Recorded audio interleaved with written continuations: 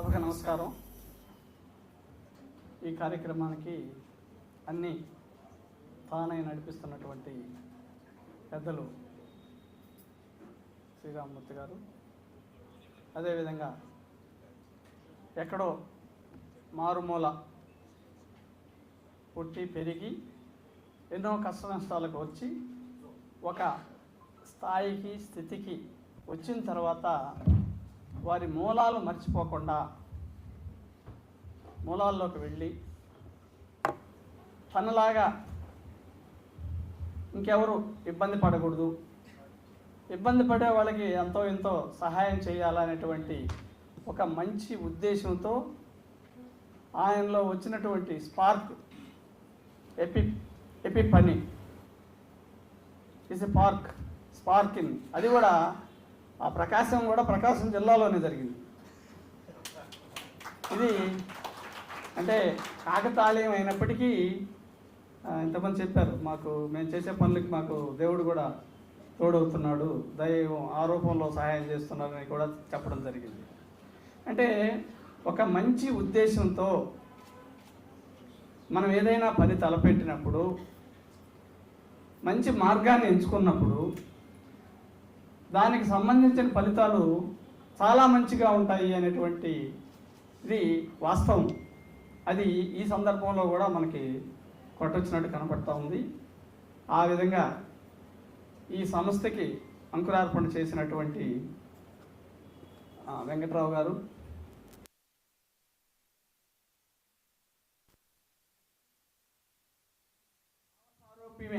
ఎక్కడ ప్రాంతము ఒక విలేజ్ నుంచి వచ్చో, ఒక ప్రాంతం నుంచి వచ్చో, లేదా ఒక మతం కులం ఇట్లా కాకుండా ఏ బంధుత్వం ఏ రకమైన రిలేషన్ లేకుండా వారు చేస్తున్న కార్యక్రమాలు తెలుసుకొని వారికి చేదోడు వాదోడుగా ఈ కార్యక్రమాలు చేస్తూ గత 12 సంవత్సరాలుగా సహాయ సహకారాలు అందిస్తున్నటువంటి వాళ్ళ మిత్ర బృందము, ముఖ్యంగా టెస్ట్ కండక్ట్ చేయడంలో సహకరిస్తున్నటువంటి రమణ గారు, ఇతర మిత్ర బృందం చాలామంది చెప్పారు. ఇప్పుడు వాళ్ళందరికీ కూడా పేరు పేరున నమస్కారాలు తెలియజేస్తూ, ఇక్కడికి విచ్చేసినటువంటి విద్యార్థుల తల్లిదండ్రులు లేదా టీచర్స్ చాలామంది ఉన్నారు, వారందరికీ కూడా హృదయపూర్వక నమస్కారాలు. అదేవిధంగా చిన్నారులైనటువంటి విద్యార్థులకి శుభాశీస్సులు, శుభాకాంక్షలు. మీరందరూ బహుమతులు గెలుచుకున్నందుకు మీకు అందరికీ కూడా కంగ్రాచులేషన్స్.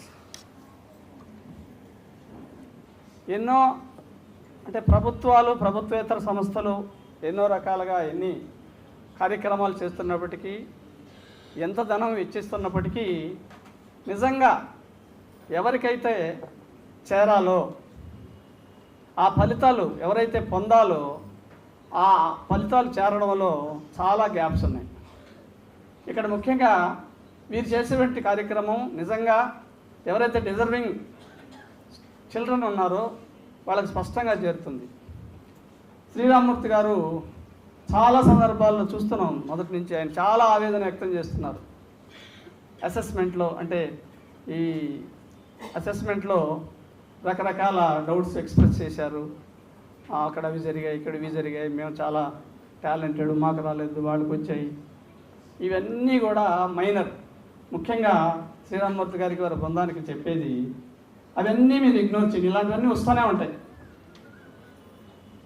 నేను ఇప్పుడు ఇక్కడికి ఉండగానే నాకు హై లెవెల్ నుంచి 2-3 ఫోన్లు, చాలా ప్రెషర్స్ వస్తున్నాయి, ఒక పని చేయొద్దని. అది జరుగుతూ ఉంది. మనం ఏదైనా పని చేస్తే, మంచి పని చేస్తే చాలా రకాల ఇబ్బందులు మనం ఎదుర్కోవాలి. అట్లా అని చెప్పి ఇబ్బందులు వస్తున్నాయని పని మానేస్తామా? పని చేయాల్సిందే, ఇబ్బందులు ఎదుర్కోవాల్సిందే, సాల్వ్ చేసుకోవాల్సిందే. ఏవైతే అపోహలు ఉన్నాయో మనందరం ఒక్కటి గుర్తుపెట్టుకోవాలి. ఎవరికైతే నాకు తక్కువ ఇచ్చాయి, ఎక్కువ ఇచ్చాయి అనుకుంటున్నామో, మీరు కాకపోతే మీరు సోదరులు, మీ ఫ్రెండ్స్, ఇప్పుడు వీరు ఎవరి కోసం చేస్తున్నారు? వాళ్ళు శ్రమ పడి, వాళ్ళు సంపాదన చేసుకొని, వాళ్ళ టైంని, వాళ్ళ డబ్బుల్ని, వాళ్ళ శక్తిని వినియోగించి, ఎవరో తెలియదు ముఖమొహం ఏం తెలియదు ఇక్కడ వచ్చేవరకు కదా. వాళ్ళ కోసం వాళ్ళు చేస్తున్నప్పుడు అందులో ఎంత నిస్వార్థత ఉంది. వాళ్ళని గురించి వాళ్ళు పట్టించుకున్నప్పుడు, అంటే నన్ను గురించి నేను పట్టించుకున్నప్పుడు నేను వీరికో వీరికో వీరికో మేలు చేయాలని కోరుకుంటానా? అక్రమ పద్ధతిలో అట్లాంటివి జరిగే అవకాశాలు లేవు. ఆ ఉద్దేశం ఆ ఛాయలే రాకూడదు. ఒకవేళ ఏదైనా వచ్చినా సింప్లీ ఇగ్నోర్. ఎందుకంటే మన చుట్టూ రకరకాల మనుషులు ఉంటారు, రకరకాల ఆలోచన చేస్తారు. వాళ్ళందరి గురించి మనం ఆలోచన చేస్తూ ఉంటే, వాళ్ళు చేసే పనుల గురించి మనం ఆలోచన చేస్తుంటే మన పని మనం చేయలేము. అసాధ్యం అది. మనం నమ్మిన సిద్ధాంతం, మనం నమ్మిన ఉద్దేశం, మనం ఎంచుకున్న మార్గం ద్వారా మనం పోతూ ఉండాలి అంతే. మనం మంచి ఉద్దేశంతో పనిచేస్తే మంచి ఫలితాలు ఉంటాయి, లేదా మన ఉద్దేశంలో కూడా తేడాలు ఉంటే తేడాగానే ఉంటుంది. దయచేసి ఆ విషయాన్ని గమనించి మీరు ముందుకు పోవాలని నేను కోరుకుంటున్నాను. పోతే చాలామంది ఇక్కడ ఉపాధ్యాయులు ఉన్నారా? ఉపాధ్యాయ మిత్రులు ఎంతమంది ఉన్నారు? ఓకే.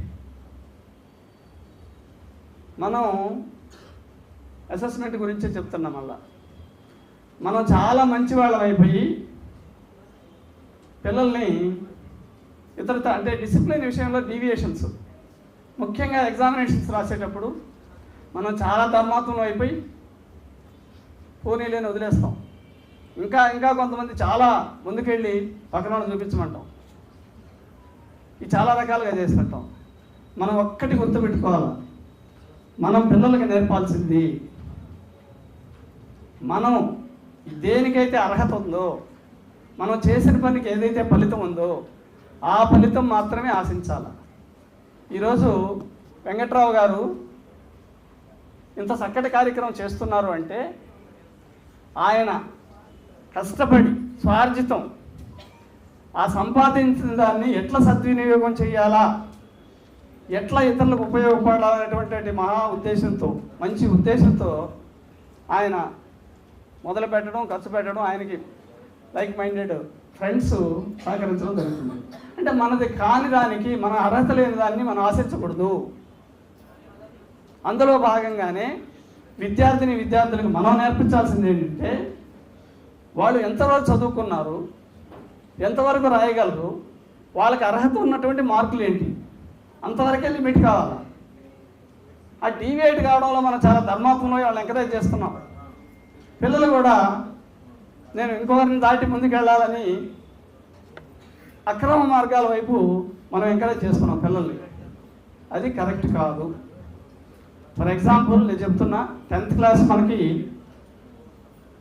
చాలా ప్రెస్టీజియస్. ముఖ్యంగా మన గవర్నమెంట్ స్కూల్స్లో ఉన్న వాళ్ళకి 10th క్లాస్ పాస్ కావడం అంటే ఒక గొప్ప అచీవ్మెంట్. మనం ఏం చేస్తున్నాం, కష్టపడి చదువుకున్న వాళ్ళకి ఫెసిలిటేట్ చేయాలా, వాళ్ళు బాగా రాసుకునేటట్టు. లేదు ఎవరన్నా చదువుకోకపోతే, సక్రమంగా లేకపోతే, అర్హత లేకపోతే, వాళ్ళు ఫెయిల్ అయినా పర్వాలేదు అని పరీక్షలు గట్టిగా పెట్టాలి. అది చేయకుండా ఏం చేస్తున్నాం, అందరం పాస్ చేద్దాం, అందరినీ 10th క్లాస్ పాస్ చేయించి పంపించేద్దాం అని చేస్తున్నాం. చాలా లిబరల్గా చేస్తున్నాం. అక్కడ ఏమవుతుంది, నిజంగా చదువుకొని ఎవరైతే అర్హులు ఉన్నారో వారు పాస్ అయితే వాళ్ళు ఫర్దర్ స్టడీస్ కూడా చదువుకుంటారు, ముందుకెళ్తారు. ఆ మినిమం స్టాండర్డ్స్ లేని వాళ్ళు పాస్ అయిన తర్వాత ఏమవుతుంది, ఏ తల్లిదండ్రి అయినా 10th క్లాస్ పాస్ అయ్యగానే గర్వంగా ఫీల్ అయ్యి వాళ్ళకున్నంతలో స్తోమత ఉన్నా లేకపోయినా ఈ రోజుల్లో ఏం చేస్తున్నారు, ఎక్కువ ప్రైవేట్ కాలేజీలో చేరుస్తున్నారు. కాలేజీకి వెళ్ళిన తర్వాత ఎవరికైతే మినిమం స్టాండర్డ్స్ ఉన్నారో, ఎవరైతే చదువుకొని పరీక్ష రాశారో వాళ్ళు ఆటోమేటిక్గా కంటిన్యూ అవుతారు, వాళ్ళు స్టడీస్లో ఇంప్రూవ్ అవుతారు, గెట్ త్రూ అవుతారు ఇంటర్మీడియట్. ఎవరికైతే అర్హత లేదో, ఎవరైతే మినిమం స్టాండర్డ్స్ లేరో, మీరు ఏం చేసినా ఇంటర్మీడియట్లో అందులో అడ్జస్ట్ కాలేడు, ఆ పరీక్షలు రాసి పాస్ అయ్యే పరిస్థితి లేదు. 10th క్లాస్ అయిపోయిన తర్వాత 2 సంవత్సరాలు, 15 సంవత్సరాలకి ఇక్కడ, 17 సంవత్సరాలకి ఇంటర్మీడియట్, 17-18 సంవత్సరాలకి, ఆ 2 సంవత్సరాల్లో స్టడీస్లో ఇన్వాల్వ్ అయ్యేది లేదు, ఇతర ఇబ్బందులు పెట్టడం. ఆ ఏజ్ ఎటువంటి ఏజ్ తెలుసు మీకు, తల్లిదండ్రులేమో అప్పో సప్పో చేసి ఉన్నది తాకట్టు పెట్టో వాళ్ళు ఖర్చు పెడతారు, విపరీతమైన ఖర్చు బడ్డన అయిపోతుంది. కుటుంబం ఆర్థికంగా చితికిపోతుంది. ఈ పిల్లవాడు ఎంత తయారవుతాడు? ఇంటర్మీడియట్ ఫస్ట్ ఇయర్ రాసినా పాస్ అయినా పాస్ అయిపోయినా 2వ సంవత్సరానికి వెళ్ళిపోతాడు, 2 సంవత్సరాలు అయిపోతుంది. ఇంటర్మీడియట్ అయిపోయిన తర్వాత ఏమవుతాడు ఆ పిల్లాడు? ఈరోజు మనం చూస్తున్నాం సమాజంలో అనేక రకమైనటువంటి రుగ్మతలు. సేఫ్టీ కూడా లేదు, మనకి కూడా బాగుండే వాళ్ళకి సేఫ్టీ లేదు. వాళ్ళు ఆ విధంగా తయారవుతున్నారు. అంటే ఒక పరీక్షలో సులభంగా ఒక మార్కు సంపాదిస్తాడు, కష్టపడకుండా ఫలితం సంపాదిస్తాడు. అదే మాదిరి అక్కడ బీజం పడుతుంది ఆయనకి. తర్వాత కూడా ఆయనకు అందుబాటులో ఉన్నంత వరకు ఆయనకు కావాల్సినవి సులభంగా సంపాదించడానికే, సులభంగా పొందడానికే ఆయన శక్తియుక్తులన్నీ ప్రయోగిస్తాడు. ఆ విధంగా వచ్చినటువంటి పరిస్థితే ఈరోజు సమాజంలో మనం చాలా చూస్తున్నాం. దయచేసి ఉపాధ్యాయ మిత్రులకి మీరు కఠినంగా ఉండే ప్రయత్నం చేయండి. ఎప్పుడు పరీక్షలు నిర్వహించే దానిలో టీచింగ్ లెర్నింగ్ ప్రాసెస్ చాలా ఫ్రెండ్లీగా చేయండి, ఎంకరేజ్ చేయండి. ఎగ్జామినేషన్స్ రాసేటప్పుడు ఫెసిలిటేట్ చేయండి. మన పిల్లలు పరీక్ష రాస్తుంటే ఏ విధమైన సౌకర్యాలు కోరుకుంటామో ఆ విధంగా ఫెసిలిటేట్ చేయండి. మన పిల్లలు ఎవరైనా కాపీలు కొట్టాలనుకుంటామా? మన సొంత పిల్లల్ని, మనకు తెలిసిన పిల్లల్ని కాపీ కొట్టాలని కోరుకుంటామా? కానీ మన స్కూల్లో ఉండే పిల్లలు కాపీ కొట్టాలని కోరుకుంటాం. ఎంత నష్టం అవుతుందో చూడండి. దయచేసి ఆ పరిస్థితిని ఎంకరేజ్ చేయొద్దు. అదేవిధంగా ఇక్కడ వాళ్ళు క్రైటీరియా ఫాలో అయ్యారు, మంచి టెక్నాలజీని ఉపయోగిస్తున్నారు. రకరకాల ఫ్యాక్టర్స్ ఉంటాయి పరీక్షలు రాయడంలో. చదువుకున్నదంతా రాయలేకపోవచ్చు, మనకు తెలిసింది రాయలేకపోవచ్చు, మనం రాసిన దానికంతా కూడా మనకు ఫలితం లేకపోవచ్చు. అది మన పని కాదు. మనం కష్టపడ్డామా, చదువుకున్నామా, చేయవలసిన పని చేసామా? మనం చేయవలసిన పని చేసే వరకే మన పని, ఫలితాలు ఆటోమేటిక్గా వస్తాయి. కాబట్టి నాకు అది రావాల్సింది ఇది అయింది, రావాల్సింది నిజమే, నీ చాలా టాలెంటెడ్, నీ టాలెంట్ నీలో ఉంది, సబ్జెక్ట్ నీలో ఉంది, అసెస్మెంట్లో పొరపాటు జరిగినాయి, అది నీకు సంబంధం లేదు. నీ టాలెంట్ నీలో ఉంటే ఎక్కడైనా వస్తుంది. ఇది కాకపోతే ఇంకోటి, ఇంకోటి కాకపోతే ఇంకోటి. అక్కడ ఏదో అయిపోయింది, వాళ్ళు ఏదో చేశారు, దాన్ని గురించి ఊహించుకొని మన మైండ్ ఖరాబ్ చేసుకొని ఇతరితర అవకాశాల్లో కూడా మనం డిప్రెస్ అయితే ఏం చేయలేము. మన పరిధిలో లేనిది, మనకు సంబంధం లేనిది మనం ఆలోచన చేయొద్దు. మనం చేసే పని మనం చేయాలి. భగవద్గీత కూడా అదే చెప్తుంది. ఈ కర్తవ్యం నువ్వు చెయ్యి, ఫలితం వదిలిపెట్టేయమంటారు. సో విద్యార్థులకి నేను చెప్పేది ఏంటంటే, మీరు మంచి ఉద్దేశంతో మంచి మార్గాన్ని ఎంచుకొని క్రమశిక్షణతో మీరు కష్టపడితే మీరు ఏది కావాలనుకుంటే అది అవుతారు. ఇప్పుడు ఉన్న వాళ్ళంతా వాళ్ళే చెప్పారు కదా. వెంకట్రావు గారు ఎక్కడో కుగ్రామం, వెంకట్రావు గారు కాదు, నేను చాలా మారుమూల ప్రాంతంలో, అంటే నేను ఉద్యోగంలో చేరే వరకు దాదాపు 40 ఏళ్ల క్రితం ఉద్యోగంలో చేరే వరకు ఆ ఊరికి కరెంట్ లేదు. నేను ఉద్యోగంలో చేరిన తర్వాత నేను ప్రయత్నం చేసి ఆ ఊరికి ఎలక్ట్రిఫికేషన్ చేయించాను. అంటే అది ఎంత మారుమూల గ్రామమో. అదేవిధంగా దారి లేదు. అక్కడ దారులు ఎప్పుడు వచ్చాయంటే 1992 ఆ ప్రాంతంలో దివంగత ఎన్ జనార్దన్ రెడ్డి గారు ముఖ్యమంత్రి అయ్యారు. వెంకటగిరి కాన్స్టిట్యూన్సీ నుంచి ఎమ్మెల్యే. ఆయన ముఖ్యమంత్రి అయినప్పుడు ఆ ప్రాంతాల్లో రోడ్లు వచ్చాయి. అంటే 92 వరకు రోడ్లు లేవు. 5వ తరగతి వరకు బడి అనేది లేదు. 8th క్లాస్, ఆ రోజుల్లో హైయర్ గ్రేడ్ టీచర్ అని ఉండేవాళ్ళు. 8th class plus teacher training. నేను పుట్టిన సంవత్సరం నుంచి నేను ఉద్యోగంలో చేరే వరకు ఒకే టీచర్ ఆడ, బడి లేదు. ఒక వేప చెట్టు వీధిలో, తెలుసు కదా గ్రామాల్లో అంటే మట్టి, దుమ్ము ధూళి, వేప చెట్టు. అది ఎప్పుడో వచ్చేవాళ్ళు, వాళ్ళు వచ్చినప్పుడు నువ్వు కాసేపు కూర్చునేవాళ్ళం, వెళ్ళిపోయేవాళ్ళం. అయిపోయింది. 5వ తరగతి వరకు ఆడ అయిపోయింది. బట్టలున్నా లేకపోయినా పోయి కూర్చునేవాళ్ళం. 5వ తరగతి తర్వాత ఇంక చదువుకునే కాన్సెప్ట్ లేదు, ఆ గ్రామంలో లేదు. చదువుకోవాలా, వెళ్ళాలా, హై స్కూల్కి వెళ్ళాలి, ఎక్కడికి వెళ్ళాలి 3-4 కిలోమీటర్లు. సో అందరిలాగే నేను డ్రాప్ అయిపోయా. అప్పుడు ఆ టీచరు మా ఫాదర్ని పిలిచి, మీ అబ్బాయి కొంచెం హుషారుగా ఉన్నాడు, ఇంక కొద్ది రోజులు పంపించండి బడికి, ఇటే చెప్పాడు అనమాట. వాడి రాత ఎలా ఉంటుందో అన్నాడు. సో ఆ టీచర్ చెప్పిన మాటకి, అంటే టీచర్ అంటే గౌరవం కదా ఆ రోజుల్లో, మా ఫాదరు కొంత కన్విన్స్ అయ్యి పంపించడానికి సిద్ధమై తర్వాత 2-3 సంవత్సరాలు వెళ్ళాను, మళ్ళీ వేసాను. అంటే ఎప్పటికప్పుడు ఏ సంవత్సరం ఆ సంవత్సరం కంటిన్యూ అయింది నా ఎడ్యుకేషన్.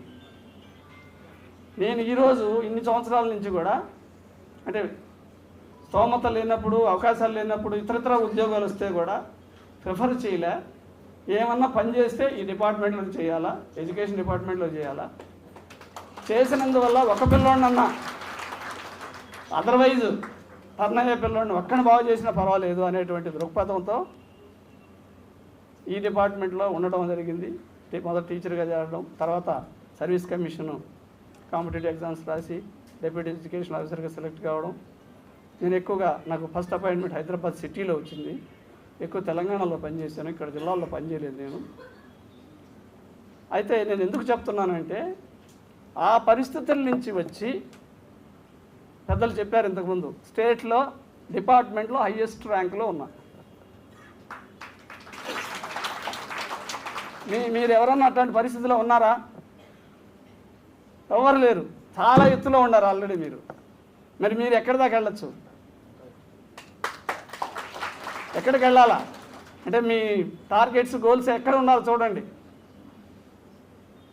సేమ్ వెంకట్రావు గారికి నాకు కంపారిజన్ ఉంది. ఆయనది ఒక రకమైన నేపథ్యం అయితే నాది ఇంకొక రకం. ఎంఎస్సి ఫిజిక్స్ కష్టమైన సబ్జెక్టు చదువుకున్నా, ఎంఈడి చేశా, ఎల్ఎల్బి చేశా, ఎల్ఎల్ఎం చేశా. ఎప్పుడు చేసా ఇవన్నీ? ఉద్యోగంలో చేరిన తర్వాత. రాత్రి 6-7 దాకా ఉద్యోగం చేసి 7 గంటల నుంచి 10 గంటల దాకా కాలేజీకి పోయి, నైట్ కాలేజ్. అంటే పనిపాటికి పని, చదువుపాటికి చదువు. చాలామంది తారసపడుతుంటారు, మనం ముఖ్యంగా ఆఫీసుల్లో అటెండర్స్ అని, డ్రైవర్సు. నేను ముందు పలకరించగానే ఏం చదువుకున్నాను అడిగితే, ఎందుకు చదువు రూపంలోనే చూస్తాను నేను. ఏదో చెప్తారు, ఈ క్లాసులో మానేసాం, ఆ క్లాసులో మానేసామని. ఎందుకు చదువుకోలేదంటే వాళ్ళు చెప్పేది, కుటుంబ పరిస్థితి బాగాలేదు, ఆర్థికంగా బాగాలేదు, లేదా మా అమ్మ లేడు, మా నాన్న లేడు, ఇది చెప్తుంటారు. అవి నాకు ఆశ్చర్యం అనిపిస్తుంది. అవన్నీ లేనప్పుడే కదా కష్టపడాలా, అవి లేనప్పుడే కదా చదువుకోవాలా. ఇంకొకటి చెప్పలా మీకు, ఐ వాజ్ సెమీ ఆర్ఫన్ నేను. Out of school child. 6 సంవత్సరాలు పూర్తి అయిపోయింది, 1 సంవత్సరం పోలా బడికి మొదట్లో. అవుట్ ఆఫ్ స్కూల్లో కూడా 2 రకాలు ఉంటాయి, నెవర్ ఎన్రోల్డ్, డ్రాప్డ్ అవుట్. ఇవన్నీ డిసడ్వాంటేజెస్. అన్ని డిసడ్వాంటేజెస్ వచ్చాను నేను. అదే చెప్తే నాకు పరిస్థితి బాగాలేదు, చదువుకోలేదంటే ఆశ్చర్యం వేస్తుంది. పరిస్థితి బాగాలేనప్పుడే చదువుకోవాలా, కష్టం ఉన్నప్పుడే ఇంకా కష్టపడాలా, కసి పెరగాల. తెలంగాణలో ప్రిన్సిపల్ సెక్రటరీ మొన్న ఆయన స్పెషల్ సిఎస్ రిజైన్ చేసి చైర్మన్ అయ్యాడు Telangana public service commission. Father 2 సంవత్సరాలప్పుడు చనిపోయాడు. కసితో చదువుకున్నాడు, ఐఏఎస్ టాపర్ అయ్యాడు. ఇప్పుడు ఏదన్నా అచీవ్ చేశారంటే కష్టపడ్డ వాళ్ళే అచీవ్ చేస్తారు. అన్ని సౌకర్యాలు ఉండి చదువుకున్న వాళ్ళు, వాళ్ళకు కొంత స్తబ్దత వస్తుంది, ఎక్కువ ఇది ఉండదు. ఎక్కువ కష్టంలోనే ఎక్కువ కసి తెచ్చుకోవాలా, ఈ కష్టం నుంచి బయటపడాలా. తెలుసు కదా, మనం చాలా చెప్తుంటాం, బాల్ని గోడకేసి కొడితే ఎంత స్పీడ్గా కొడితే అంత వెనక్కి వస్తుంది. ఆ గోడ లేకపోతే రాదు కదా వెనక్కి. అదేవిధంగా నీళ్ళ ప్రవాహం ఏదైనా అడ్డం వచ్చినప్పుడే పైకి లేస్తుంది. అట్లనే కష్టం వచ్చినప్పుడు ఇంకా రైజ్ కావాలి మనం. సో మీరంతా కూడా అంటే దాదాపు 7th 10th క్లాస్లో 12-13 లక్షలు మంది పిల్లలుంటే 13,000 మంది అపీర్ అయ్యారు. అందులో దాదాపు 94 మంది 93 మంది మీరు విన్నర్స్.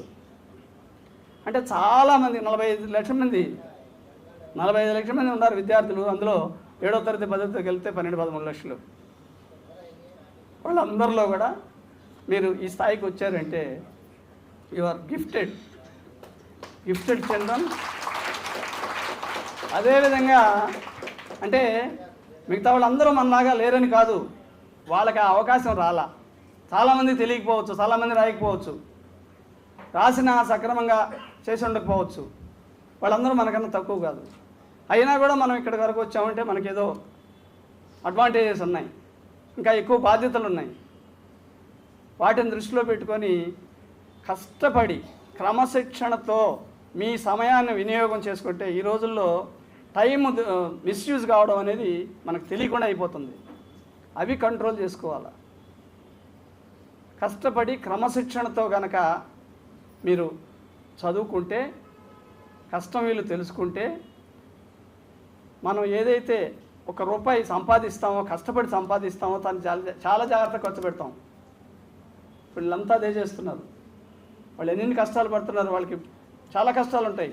ప్రతి ఒక్కరికి ఇతరుల గురించి ఆలోచన చేసే తీరిక సమయం లేదు, ఆలోచన ఉన్నా కూడా లేదు.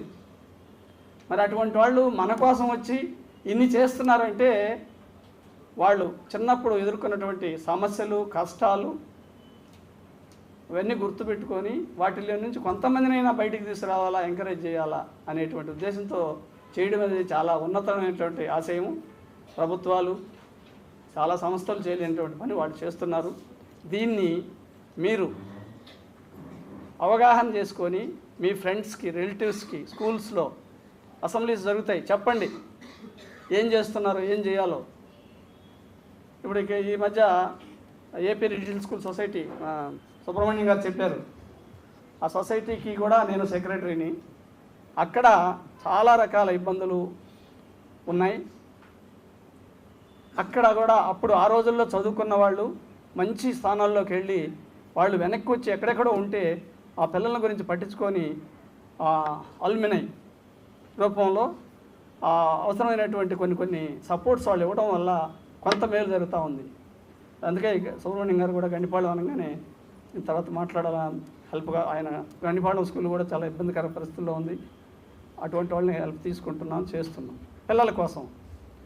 ఇంకొకటి పిల్లలకి నేను చెప్పేది ఏంటంటే, మీ పేరెంట్స్ కానీ, కమ్యూనిటీ కానీ, టీచర్స్ కానీ, ఇలాంటి పెద్దలు కానీ వీళ్ళందరూ ఎవరి కోసం చేస్తున్నారు?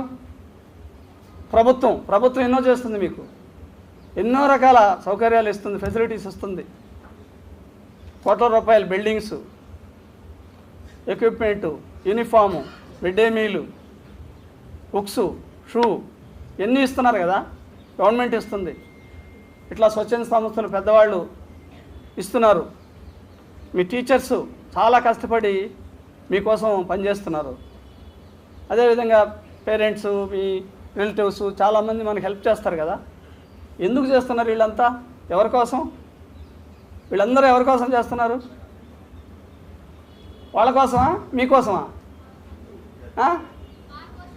మీకోసం చేస్తున్నారు. అందరూ మీకోసమేనా? అంతేనా? అమ్మ నాన్న అన్నీ వాళ్ళ పాపం కష్టాలు పడి నష్టపడి వాళ్ళు తినక కూడా మీకు పెడతారు, అన్నీ వాళ్ళకి లేనివి మీకు పెడతారు. ఎవరి కోసం? ఎందుకు పెడుతున్నారు వాళ్ళంతా? వాళ్ళు ఏమి ఆశించి పెడుతున్నారు? వీళ్ళకి ఏమైనా వస్తుందా? మీకు అందరికీ ప్రైజులు ఎన్ని ఇస్తే అమ్మా నాన్నకి ఏమొస్తుంది? ఎందుకు పెడుతున్నారు వాళ్ళంతా? మీ భవిష్యత్తు కోసం, మీ బావు కోసం. ఎవరైతే కష్టపడ్డారో, ఎవరైతే నష్టపోయారో అటువంటి పరిస్థితి మీకు ఉండకూడదని మీకోసం వీళ్ళంతమంది పనిచేస్తున్నారు. మీరు ఎవరి కోసం చేయాలా? మీరు ఎవరి కోసం చదువుకోవాలా? చెప్పలేరు ఎవరు? ఎవరి కోసం బాబు చెప్పమ్మా? మీరు ఎవరి కోసం చదువుకునేది? వాళ్ళ కోసమే, మీకోసం, మీ భవిష్యత్తు కోసం, మీ సుఖాల కోసం. మీరు మాత్రం మీకోసమే, మిగతా అందరూ మళ్ళీ మీకోసమే. అవునా? ఎవరు ఎక్కువ కష్టపడాలి చెప్పండి? ఎక్కువ కష్టపడాల్సింది ఎవరు? టీచర్సా? పేరెంట్సా? మాలాంటి వాళ్ళమా? ఎవరు కష్టపడాలా? మీరు. అంటే ఎక్కువ కష్టం మీరే పడాలా, ఎందుకంటే భవిష్యత్తు మీది. సో మీరు మీ బాగు కోసం, మీ భవిష్యత్తు కోసం, మీ ద్వారా సమాజం కోసం ఇంతమంది ఇన్ని రకాలుగా పనిచేస్తున్నారు. కాబట్టి మీరు దాన్ని అర్థం చేసుకొని పాజిటివ్గా ఆలోచన చేసి మీ భవిష్యత్తుకి బంగారు బాటలు వేసుకోవాల్సిందిగా మిమ్మల్ని కోరుకుంటున్నా. అదేవిధంగా తల్లిదండ్రులు కూడా ఉన్నారు చాలామంది. మనకి చాలా అవకాశాలు పోగొట్టుకొని ఉంటాం. మనం ముంతరాల్లో లేవు. నేను బాగా చదువుకోవాలనో, లాయర్ కావాలనో, ఇంజనీర్ కావాలనో, డాక్టర్ కావాలనో, ఇంకేదో కావాలనుకుంటారు. మీరు కాలేకపోయాం, అయిపోయింది. ఇప్పుడు పిల్లలు ఉన్నారు. నేను డాక్టర్లు కాలేకపోయాను, మా పిల్లవాడు డాక్టర్ కావాలా. నేను ఇంజనీర్ కావాలనుకున్నా, కాలేకపోయా, మా అబ్బాయి ఇంజనీర్ కావాలా. దయచేసి ఈ ఆలోచనలు మానేయండి. ప్రతి వ్యక్తికి కొన్ని అభిరుచులు ఉంటాయి. వాళ్ళ అభిరుచికి వాళ్ళకి ఏది ఇంట్రెస్ట్ ఉందో, కొంతమంది అసలు చదువు రాణించకపోవచ్చు, ఆటల్లో ఉంటారు. చదువులో కూడా రకరకాల సబ్జెక్ట్స్ ఇంట్రెస్ట్ ఉంటాయి.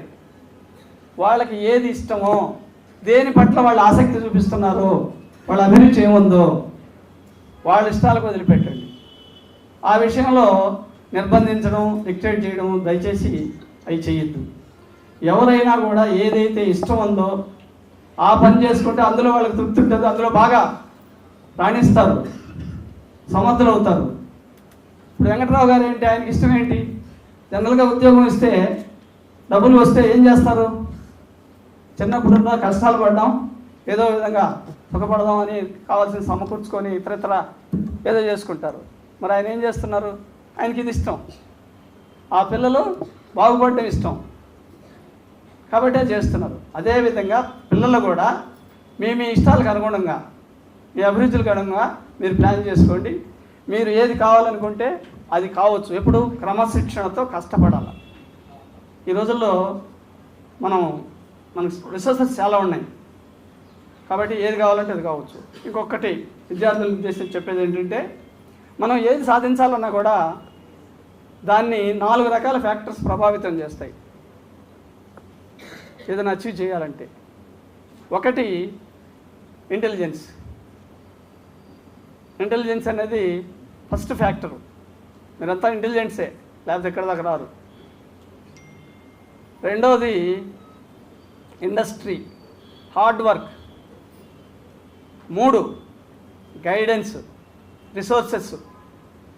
ఇక 4వది మనం అనుకుంటాం, నేను బ్రహ్మాండంగా రాశాను పరీక్ష, నాకు రాలేదు, నా దురదృష్టం, నా కర్మ, విధి అంటాం కదా. అదృష్టం, దురదృష్టం, విధి, అది 4వది. ఈ 4 రకాల ఫ్యాక్టర్స్ మనం సాధించే దానిలో, మన విజయంలో తోడ్పాటు ఉంటాయి. మనం ఏదన్నా సాధించాలనుకుంటే ఫస్ట్ది ఏంటి? ఇంటెలిజెన్స్. అది బై బర్త్ వస్తుంది, మనం ఏం చేయలేం, మన చేతిలో లేదు. 2 ఇండస్ట్రీ, కష్టపడి చదువుకోవడమా, పని చేయడమా, ఏదైతే అది. 3వది మనకి సరైన గైడెన్స్. ఈ రోజుల్లో గైడెన్స్కి ఏం కొదవలేదు. ఒక విధంగా ఇట్లాంటి సంస్థలు కూడా గైడెన్స్ ఇస్తున్నాయి. మనం ఏదైనా తెలుసుకోవాలంటే మీ టెక్స్ట్ బుక్స్లోనే QR కోడ్స్ ఉన్నాయి, స్కాన్ చేస్తే ఏ సబ్జెక్ట్ కావాలంటే ఆ సబ్జెక్ట్ వస్తుంది, ఏది కావాలంటే అది ఉంది. గైడెన్స్కి ఇబ్బంది లేదు. మొదటిది మన చేతిలో లేదు, 3వది మనకేం ఇబ్బంది లేదు, 4వది మన చేతిలో లేదు. మన చేతిలో ఉన్నది ఏంటి? Hard work, industry, discipline, hard work. ఇదొక్కటే మీరు అనుకున్న దాన్ని డిసైడ్ చేస్తుంది. మీరు ఏదైనా సాధించాలి అంటే మీరు చేసే ప్రయత్నము, మీరు చేసే శ్రమ, మీరు పడే కష్టం, ఇదొక్కటే. సో మొత్తం ఏ చేతిలో ఉంది? ఎవరి చేతిలో ఉంది? మొత్తం మీ చేతిలో. అంతా మీరే, మీకోసం మీరేం చేస్తే అది. కాబట్టి వీటిని దృష్టిలో పెట్టుకొని కష్టపడి చదువుకోవడం, ఏ పని చేసినా బాగా చేసే ప్రయత్నం చేయండి. సో అయిపోయింది పేరెంట్స్. ఇక మన సమాజానికి వస్తే, నేను ఆఫీసర్నైనా, సాఫ్ట్వేరు, ఇంకొకరు ఎవరెవరి పనులు వాళ్ళకు ఉన్నాయి. ఎవరు ఏం పని చేసినప్పటికీ మనము మన జీవితాలని సాగించగలుగుతున్నాము, సుఖంగా ఉండగలుగుతున్నాము, మన మనుగడ సాగించగలుగుతున్నాము అంటే దానికి కారణం మన చుట్టూ ఉన్న సమాజం. మనకు అన్ని వసతులు ఉండి, అన్ని సౌకర్యాలు ఉండి, మనుషులు లేని ప్రదేశంలో ఎక్కడన్నా ఉంటే అన్నీ ఉంటాయి మనకు కావాల్సినవన్నీ. మనుషులు లేకుండా అలోన్గా ఎక్కడన్నా ఉన్నాం అనుకోండి, ఎంతకాలం ఉండగలం? ఉండగలవా? ఉండలేము. అంటే దాని అర్థం ఏంటి? సమాజం వల్లనే, సంఘం వల్లనే మనం మనుగడ సాగించగలుగుతున్నాం. మన ఉద్యోగాలతో, చేసే పనులతో సంబంధం లేకుండా సమాజానికి మనం రుణపడి ఉన్నాం. ఒక మనిషిగా, ఒక వ్యక్తిగా, సంఘజీవిగా సమాజానికి మనం రుణపడి ఉన్నాం. సమాజానికి మనం ఏం చేయగలమో, ఏం చేస్తామో ఆలోచన చేయాలి. సో వీరు చేసేది అందులో అగ్రస్థానంలో ఉన్నారు వీళ్ళు, సమాజ సేవలో. సో మీరు కూడా, మనందరం కూడా మనం ఎదుటి వారికి ఏం చేస్తున్నాం, మన సమాజానికి ఏం చేస్తున్నాం అనేది కొంచెం ఆలోచన చేయాలి. ఈ రోజుల్లో అట్లా లేదు.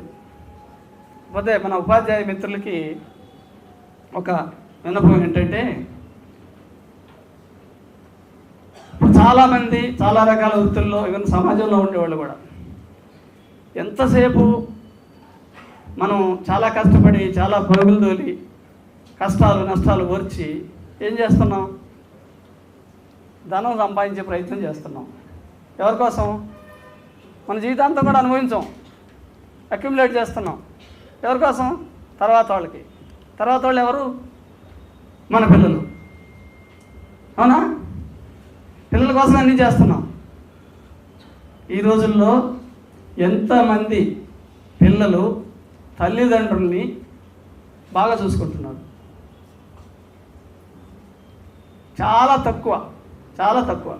బాగా చూస్తున్నారంటే అక్కడ ఓల్డ్ ఏజ్ హోమ్లో పెట్టి డబ్బులు పంపిస్తారు. సో మన పిల్లలు మనం ఎవరి కోసం, ఇంకా మనల్ని మనం మోసం చేసుకొని, చుట్టుకున్న వాళ్ళని మోసం చేసి, ముఖ్యంగా కొన్ని వృత్తుల్లో అయితే మోసం చేసి, అవినీతితో సంపాదించి వాళ్ళ కోసం అక్యుములేట్ చేస్తున్నారు. వాళ్ళు ఏం చేస్తున్నారు చెప్పుకున్నాం ఇప్పుడు. అంటే ఆ పిల్లల కోసం మనల్ని మనం మోసం చేసి, మన కష్టాలు నష్టాలు అన్నీ పణంగా పెట్టి ఆ పిల్లల కోసం కష్టపడుతున్నాం. మన ముందున్న పిల్లలు, ఇప్పుడు నేను చెప్పాను కదా, 50 సంవత్సరాల క్రితం ప్రైమరీ స్కూల్ టీచరు, ఆయన ఆ రోజు కొంచెం ఆలోచన చేసి నా పట్ల శ్రద్ధ చూపెట్టి నేను ఈ పరిస్థితిలో ఉన్నా. నేను నా పిల్లలకి చెప్తా అదే. అంటే 2-3 తరాలకు చెప్పుకుంటాను నేను. ఇది పోతుంది. మన పిల్లలు ఏం చేస్తారో చూడండి. మనం ఇన్ని చేసి వాళ్ళ కోసం చేస్తున్నాం కదా, వాళ్ళు ఏం చేస్తారు చూడండి. చెప్తారా? మా నాన్న మీరు ఎంతన్నా చేయండి, మీరేదో చేయిందో లేదో గురించే మిమ్మల్ని నిందిస్తారు. అంటే మన ముందున్న పిల్లల కోసం మనం కొంచెం శ్రద్ధ తీసుకొని వాళ్ళ పరిస్థితి నుంచి మలుపు తిప్పే వైపు కొంచెం, మన ఉద్యోగంలో భాగమే మళ్ళీ అది చేయగలిగితే వాళ్ళు తరతరాలుగా మనల్ని గుర్తుపెట్టుకుంటారు. మనం ఏదైతే అన్ని రకాల కాంప్రమైజులు అయ్యి కష్టాలు పడి, ఇంకా కొంతమంది వాళ్ళని మోసం చేసుకొని, ఎదురోళ్ళని మోసం చేసి, ఏవైతే సంపాదనలు పిలిచి తరాల కోసం తర్వాత తరాలు పెడుతున్నారో వాళ్ళ నుంచి వీళ్ళకి ఏమీ అప్రిసియేషన్ ఉండదు, ఉపయోగం కూడా ఉండదు. మన తృప్తి కోసం చేయడమే. సో ఏ పిల్లల కోసం మనం బాగా పనిచేయాలో ఒకసారి ఆలోచన చేయండి. దయచేసి పెద్దలకి అందరికీ విన్నపం. ఇకపోతే ఎడ్యుకేషన్లో ఎఫ్ఎని వారు చేస్తున్నటువంటి ప్రయత్నము, అది మనం మాటలతో చెప్పలేము. చాలా అద్భుతమైనటువంటి, మహా ఉన్నతమైనటువంటి ఆశయాలతో చేస్తున్నారు. దానివల్ల మీరు సమాజాన్ని, అంటే భావి సమాజాన్ని మీరు చాలా వరకు ప్రభావితం చేస్తారు. వారందరికీ కూడా మనస్ఫూర్తిగా ధన్యవాదాలు తెలియజేస్తున్నా, పేరు పేరున. ఇక ముందు నేను వ్యక్తిగతంగా కానీ లేదా శాఖాపరంగా కానీ ఎటువంటి సహాయ సహకారాలు కన్నా నేను నేర్చుకున్నాను. ముఖ్యంగా ఇంతకుముందు మిత్రులు చెప్పినట్టు, ఇప్పుడు మా దగ్గర ప్రాజెక్టులో ఉన్నాయి, ఫండ్స్ ఉంటాయి. చాలామంది వస్తారు, రోజు ఫోన్లు చేస్తారు, వస్తారు, మేము అది చేస్తాం ఇది చేస్తామని వస్తారు. జనరల్గా అందరినీ దగ్గరకు తీయం. సో వీళ్ళు కూడా మొదట్లో అదే కేటగిరీలో ఉంటారు. వాళ్ళని అర్థం చేసుకొని వాళ్ళకు ఒక ప్లాట్ఫామ్ కల్పించడం, ముఖ్యంగా మా జూనియర్ ఆఫీసర్ సుబ్బారావు గారు, తర్వాత ఇంతకుముందు కమిషనర్ గారు సురేష్ కుమార్ గారు, ప్రజెంట్ కమిషనర్ విజయరామరాజు గారు, వాళ్ళు అర్థం చేసుకొని వీళ్ళకి అవకాశం ఇవ్వడం అనేది కూడా వాళ్ళు చేస్తున్నటువంటి మంచి పనికి సహకారం అది.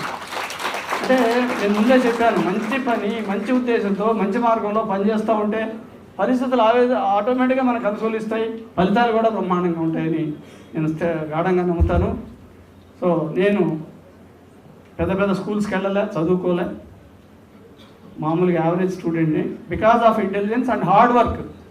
ఇంటెలిజెన్స్ బై బర్త్ చెప్పాను కదా, కేవలం హార్డ్ వర్క్, ఎక్కడ రిలాక్సేషన్ లేకుండా హార్డ్ వర్క్ చేసుకోగలిగే పరిస్థితి నుంచి ఇక్కడ వచ్చా. నేను నేర్చుకున్నదంతా కూడా పని చేయడంలోనే నేర్చుకున్నా. Learning by doing. మనం పని చేస్తామంటే ఆటోమేటిక్గా అంత నాలెడ్జ్ వస్తుంది. సో ఈ అవకాశాన్ని ఇచ్చినటువంటి పెద్దలందరికీ కూడా ధన్యవాదాలు తెలియజేస్తున్నా. ముఖ్యంగా నేను అనుకున్న ఇంతకుముందు అమ్మాయి అమూల్య చెప్పినట్టు అప్పటికే అయిపోయింది, మీ దృష్టి అంతా ప్రైజుల మీదే ఉంటుంది, ఇంక నన్ను మాట్లాడనిస్తారా, నేను మాట్లాడితే ప్రయోజనం ఉందా అనుకున్నా. చాలా శ్రద్ధగా విన్నారు, చాలా ధన్యవాదాలు. పిల్లలకి అందరికీ కూడా మళ్ళొకసారి శుభాకాంక్షలు, శుభాశీస్సులు. మంచి మనుషులుగా క్రమశిక్షణతో ఉండడానికి ప్రయత్నం చేయండి. రెండు కాన్సెప్ట్స్, నేనే బతకాలి, నేను బతకాలి. చూస్తుంటాం రోడ్ల మీద చూస్తుంటాం కదా, అళ్ళే వెళ్ళిపోవాలా, ముందున్నవాడు వెళ్ళక్కర్లా, వీళ్ళే వెళ్ళిపోవాలా. చూస్తుంటాం కదా రోడ్డు మీద, ట్రాఫిక్లో చూస్తుంటాం కదా, ఇట్లా ఇట్లా ఇట్లా ఇట్లా దూరం వెళ్ళిపోతుంటారు. ముందు ఆయన కూడా వెళ్తాడు కదా, ఆయన రోడ్డు మీద ఉండడానికి వచ్చాడా, ఆయన తర్వాత పోవచ్చు కదా మనం. అట్లా అంటే అక్కడ ఏంటంటే నేనే వెళ్ళాలి, మిగతా వాళ్ళు వెళ్ళక్కర్లా. అదేవిధంగా బతకడంలో కూడా నేనే బతకాలి, నేను బతకాలంటే ఏంటి అర్థం? అందరం బతకాలి. అట్లా లేదు, నేను బతకాలి అనేటువంటి కాన్సెప్ట్తో నేను చదువుకోవాలి, నేను వృత్తిలోకి రావాలి, నా చుట్టూ ఉన్న వాళ్ళు కూడా, నా ఫ్రెండ్స్ అందరూ కూడా కావాలి. ఈ కాన్సెప్ట్తో మనం మైండ్లో పెట్టుకొని పనిచేస్తే ఉజ్వలమైన భవిష్యత్తు ఉంటుంది. భవిష్యత్తు అంతా మీదే, భావితరాలదే. ఆ విధంగా ఆశిస్తూ దానికి అవసరమైనటువంటి అన్ని రకాల ఆశీస్సులు, దేవుడి ఆశీస్సులు కూడా మీకు ఉంటాయని కోరుకుంటూ అందరికీ మనస్ఫూర్తిగా ధన్యవాదాలు తెలియజేస్తూ సెలవు తీసుకుంటాను. Thank you sir.